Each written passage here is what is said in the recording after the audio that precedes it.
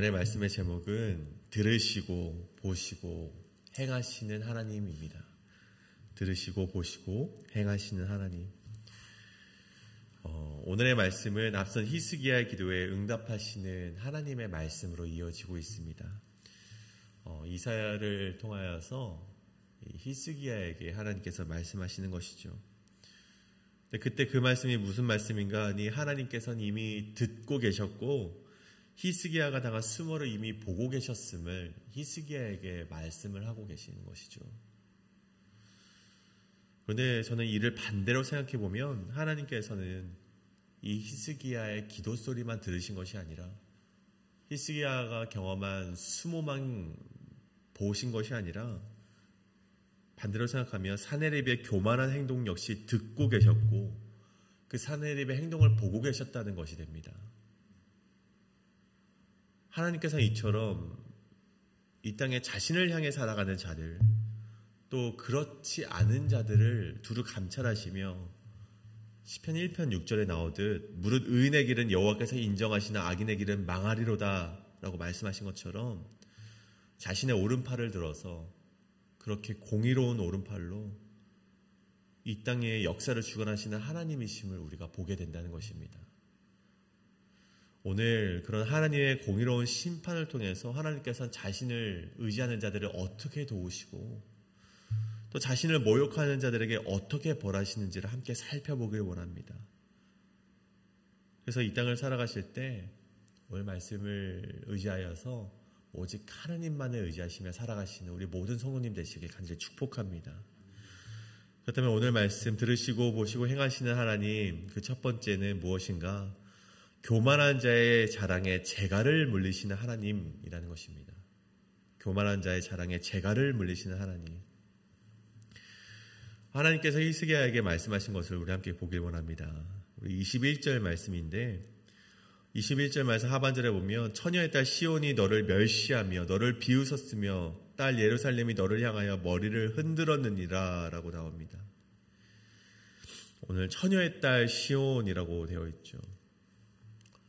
보통 땅이나 이 성읍을 지칭하여서 처녀라고 비유를 하는 것은요, 한 번도 약탈당한 적이 없을 때 그런 표현을 사용을 하곤 합니다. 성경에 보면 그렇게 사용을 하죠. 그러니까 처녀의 딸 시온이란 한 번도 약탈당한 적 없었던 예루살렘 성읍을 가리키는 것입니다. 물론 이때까지 예루살렘 성읍이 많은 외세 침략은 있었습니다. 많이 쳐들어와서 포위도 하였고 그렇게 공격을 했었지만 이 히스기야 때까지 한 번도 완전히 짓밟힌 적은 없었습니다. 그렇기 때문에 21절에서 하나님께서는 처녀의 딸 시온이라고 표현이 되어 있죠. 이 처녀의 딸 시온이란 이 시온은 예루살렘 성읍을 말하는 것이죠. 오늘 보십시오. 처녀의 딸 시온이 너를 멸시하며 너를 비웃었으며 딸 예루살렘이 너를 향하여 머리를 흔들었다라고 되어 있습니다. 사네립이 무슨 말을 했기 때문에 그렇습니까? 주일에도 함께 나누었듯이 10절과 11절에 보면 너가 믿는 내 하나님이 예루살렘을 아수르의 왕의 손에 넘기지 아니하겠다 하였는데 너희가 그 말에 속지 말아라. 사네립이 그런 말을 던집니다. 또 11절에 보면 너가 어찌 구원을 얻겠느냐. 완전히 하나님을 의지하는 이스라엘 백성을 히스기야를 완전히 조롱하는 것을 보게 됩니다. 즉 예루살렘에 대한 위협의 말, 히스기야를 향한 위협의 말, 하나님을 향한 비아냥과 조롱의 말을 사네립이 서슴지 않고 내뱉고 있는데 그런 그 말에 뭐라고 되어 있습니까? 오히려 너를 멸시하고 비웃었고 머리를 흔들었다라고 되어 있습니다. 여기서 머리를 흔들었다라는 표현이 무엇인가 우리가 조금 더 살펴보자면 시편 22편 7절에 보면 이런 말씀이 있습니다. 다윗이 그 고통의 상황 가운데 있을 때 하나님만을 의지하고 나아갑니다. 하나님께 그 자신의 어려움을 토로하고 하나님께 그 어려움을 온전히 의지하며 나아가는데 주변에서 다윗을 향한 시선이 어땠는가 보니 그를 보고 비웃으며 입술을 삐죽거리고 머리를 흔들었다라고 기록이 되어 있습니다. 머리를 흔들었다. 너가 하나님을 의지하는구나. 그래. 그렇게 비아냥거리는 것이죠. 여기서 나오는 머리를 흔들었다라는 것은요, 멸시의 눈길, 조롱의 그런 표현이 되는 것입니다. 그러니까 사네립이 이스라엘을 조롱하고 비아냥거림을 보시고 하나님 역시 사네립을 향해서 똑같이 비아냥거리시고 멸시하시고 그런 눈길을 보내고 있다는 것을 우리가 보게 된다는 것입니다. 하나님께서 22절 말씀에 보면 너가 누구를 꾸짖었으며 비방하였느냐, 누구를 향하여 소리를 높였으며 눈을 높이 떴느냐, 이스라엘의 거룩한 자에게 그리하였도다.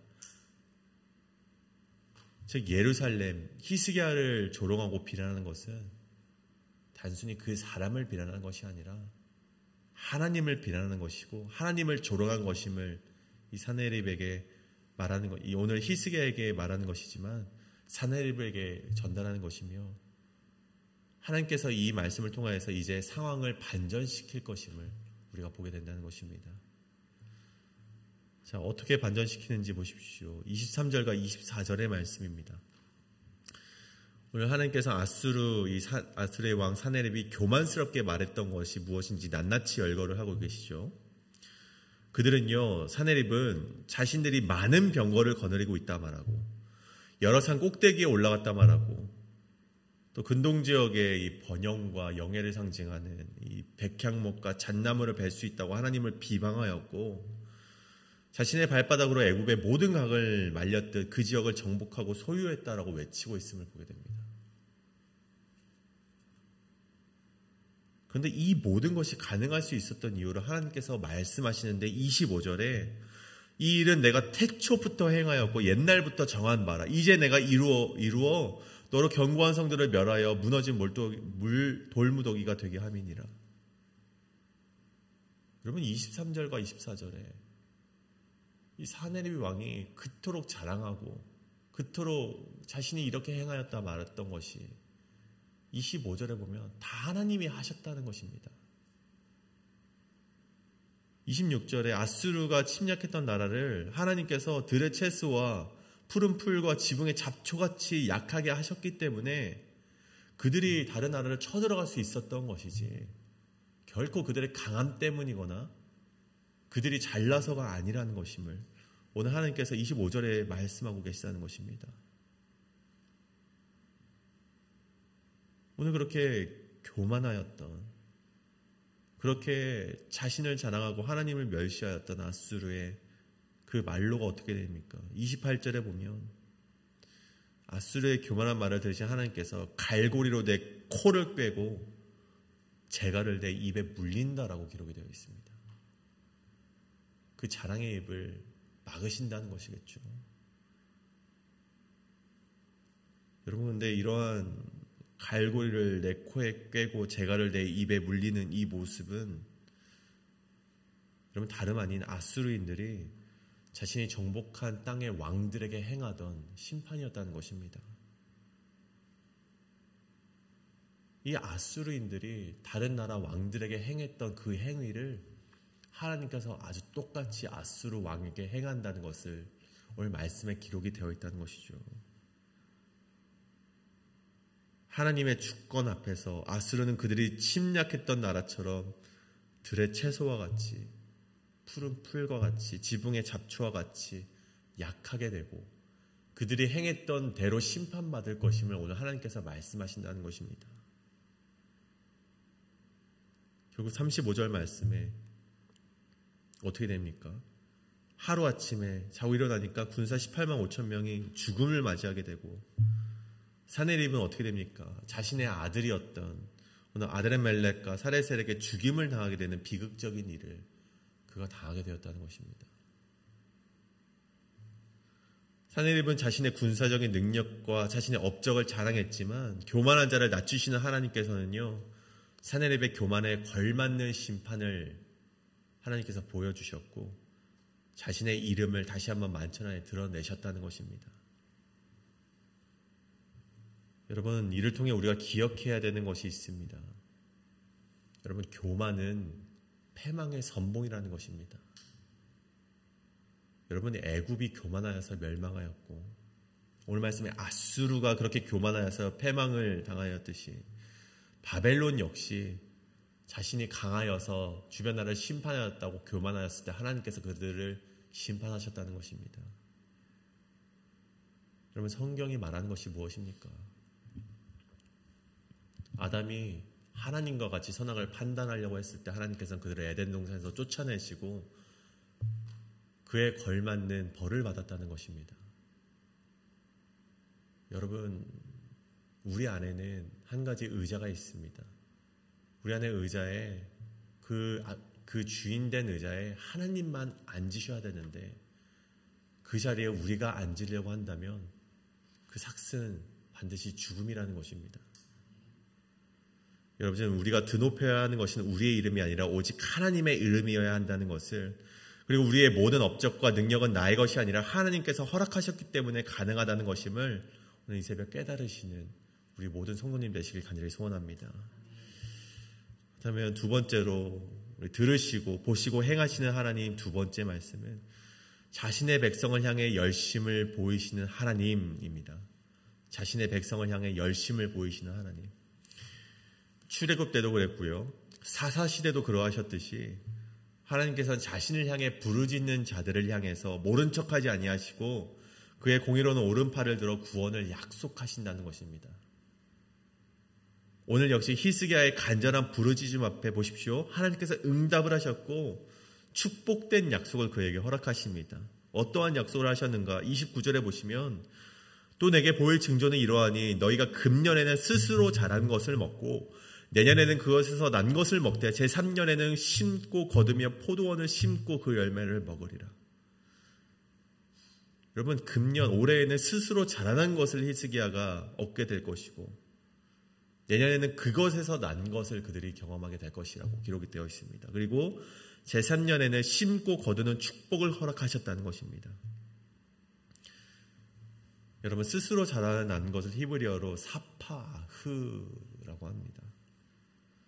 씨를 뿌리지도 않았는데 그 줄기가 자라나서, 식물이 자라나서 그 식물 주머니에서 터져나오는 씨앗이 있습니다. 그 씨앗이 또 한번 땅에 뿌려 내려져서 또 다시 또 다른 식물들이 스스로 자라나게 됩니다. 여러분, 오늘 남유다가 그것을 먹게 된다는 것이죠. 첫 해와 또 그 다음에 2년째 될 때는요, 아수르로부터 아직 그 남유다가 아수르의 영향권에 있기 때문에 아수르가 퇴각하고 아수르가 다시 돌아갈 때까지는 하나님께서 그들을 먹이신다는 것입니다. 얼마나 은혜의 말씀입니까? 정말 그들이 경작할 힘도 없을 때 하나님께서는 그들을 먹이신다는 것입니다. 하나님을 의지하는 자들은요, 하나님께 의지할 힘조차 없을 때, 기도할 힘조차 없을 때 하나님께서 그들을 살리신다는 것입니다.